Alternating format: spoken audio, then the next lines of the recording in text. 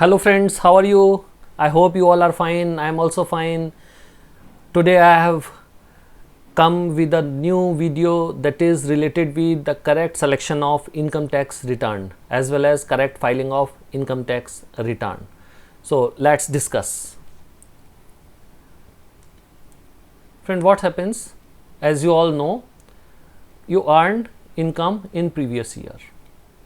You earned income in previous year, and what you do, your income is assessed.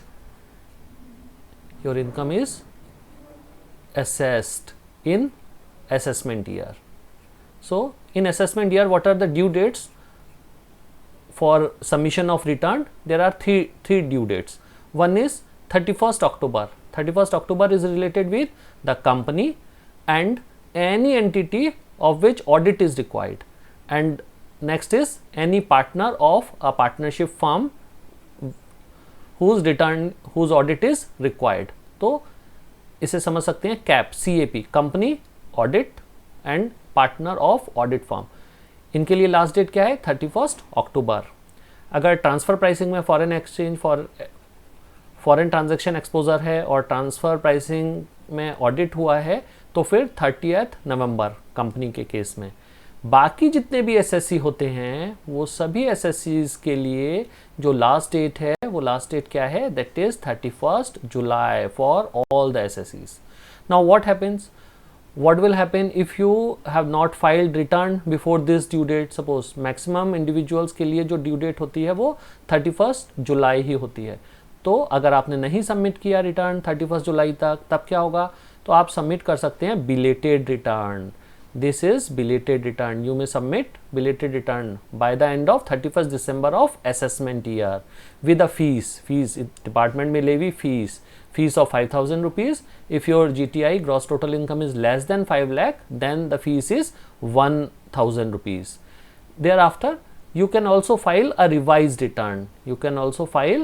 A revised return. If you have already submitted a return, आपने return तो submit कर दिया है, but you find any mistake or omission in your return, then you can file a revised return. The last date of revised return is also 31st December of your assessment year. Clear? Now, how many returns are there? We will discuss in detail. There are basically 7 returns and 1 new return, that is ITR-U. So 1, 2, 3, 4, 5, 6, 7. And a new ITR-U. इस पे हमने एक separate video बनाया है, वो description link में हम दे देंगे, वहाँ से आप डिटेल में देख सकते हैं what is this ITR-U. Now what happens if you do not file return? If wrong form, suppose you select a wrong form of return, then you may receive a notice from the department, as well as your ITR may be rejected under section 139(9). This may be considered as your defective return, and your refund, if refund is due, then refund also may stuck if you file a wrong return. Okay, so let's move and discuss income tax returns. So before discussing income tax return, you need to understand 2 aspects. One is income tax department charges income under the 5 heads. That means आपकी सारी incomes को income tax act के according कितने heads में divide करते हैं? 5 heads में. One is income from salary और pension. Second, income from house property, that means generally rent, annual value taxable होती है, तो जनरली लेमैन लैंग्वेज में समझ सकते हैं rent from any property. Then business और प्रोफेशन, सभी समझते हैं. Then capital gain means suppose आपने एक बिल्डिंग परचेज की 10 लाख की और 25 लाख की सेल कर दी, तो ये जो 15 लाख का आपको प्रॉफिट हुआ, that is called as capital gain. And other source, जो भी इनकम इन 4 हेड्स में नहीं आती, इन 4 हेड में कवर नहीं होती, वो सारी इनकम कहाँ कवर होती है?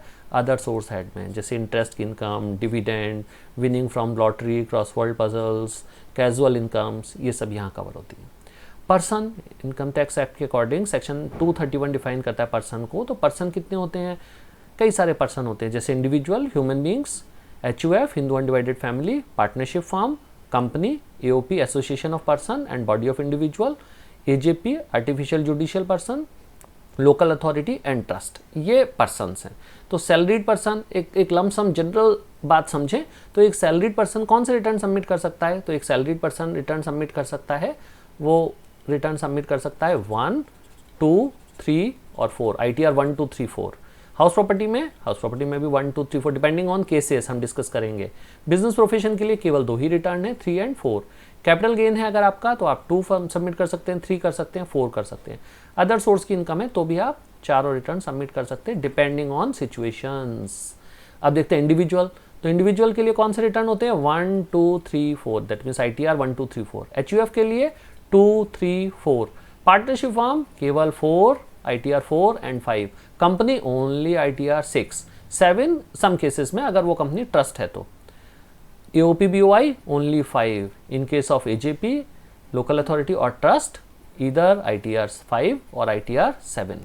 तो फ्रेंड्स डिस्कस करते हैं सारे ITRs डिटेल में। सबसे पहला ITR 1 सहज, सबसे सिंपल रिटर्न, सबसे simple, that is called as सहज। सहज इसे नाम ही दिया डिपार्टमेंट ने, क्यों? बिकॉज ये आसान है, बहुत सब सिंपल होता है, थोड़ी सी इन्फॉर्मेशन होती है। इस वीडियो को समझने के बाद आप लोग इजीली ये सबमिट कर सकते हैं। तो सबसे पहला क्वेश्चन आता है कि कौन सबमिट कर सकता है, हु कैन फाइल। तो पहला तो कौन कर सकता है, इंडिविजुअल। इंडिविजुअल कैसा होना चाहिए, रेजिडेंट। रेजिडेंशियल स्टेटस के अकॉर्डिंग 3 तरह के लोग होते हैं, एक ऑर्डिनरी रेजिडेंट होते हैं, एक नॉट ऑर्डिनरी रेजिडेंट होते हैं और एक NRI होते हैं। तो ये जो नॉट ऑर्डिनरी रेजिडेंट है ये भी नहीं कर सकते, NRI भी नहीं कर सकते, केवल कौन कर सकता है, ऑर्डिनरी रेजिडेंट, जिसकी इनकम 50 लाख रुपए से कम हो। यानी प्रीवियस ईयर में ऐसा इंडिविजुअल कर सकता है ITR 1 जिसकी इनकम 50 लाख से कम हो।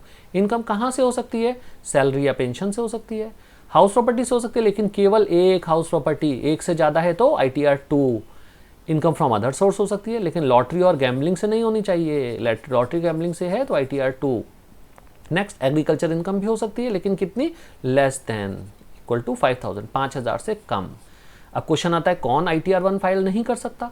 तो अगर किसी की इनकम 50 लाख से ज़्यादा है वो नहीं कर सकता। अगर किसी की इनकम हाउस प्रॉपर्टी हेड से, having income from house property, यानी हाउस प्रॉपर्टी आपके पास एक से ज़्यादा है, मोर देन 1, एक है तो कर सकते हैं। PGBP इनकम, आपका बिजनेस है या प्रोफेशन है तो ITR 1 नहीं कर सकते। कैपिटल गेन से इनकम है तो ITR 1 नहीं। आउटसाइड इंडिया से कोई इनकम है, फॉरेन इनकम है तो भी ITR 1 नहीं कर सकते। अगर आप डायरेक्टर हैं किसी कंपनी में, you can not file ITR 1। अगर आपने कभी भी प्रीवियस ईयर में equity share, unlisted equity share held किए हैं तो भी ITR 1 नहीं कर सकते। अगर आपके पास कोई असेट है outside India including financial interest in any asset तो भी नहीं कर सकते। अगर आप किसी फॉरेन बैंक में साइनिंग अथॉरिटी हैं तो भी नहीं कर सकते। और अगर आपका TDS 194N यानी बैंक से आपने 1 करोड़ से ज़्यादा प्रीवियस ईयर में विड्रॉ किया है तो TDS डिडक्ट होता है 194N सेक्शन में, तो आपका TDS अगर डिडक्ट हुआ है तो भी नहीं कर सकते।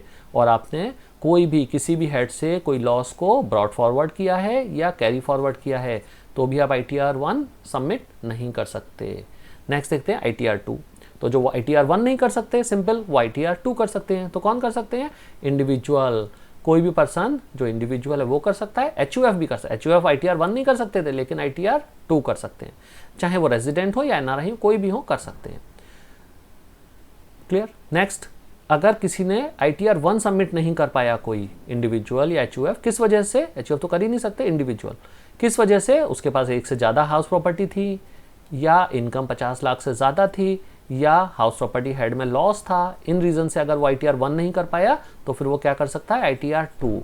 अब कौन नहीं कर सकते, अगर किसी की इनकम है PGBP से, यानी आपका प्रॉफिट है या बिजनेस, प्रॉफिट या गेन है बिजनेस या प्रोफेशन से, या फिर आपकी इनकम है लॉटरी या गैम्बलिंग से, तो आप ITR 2 नहीं सबमिट कर सकते।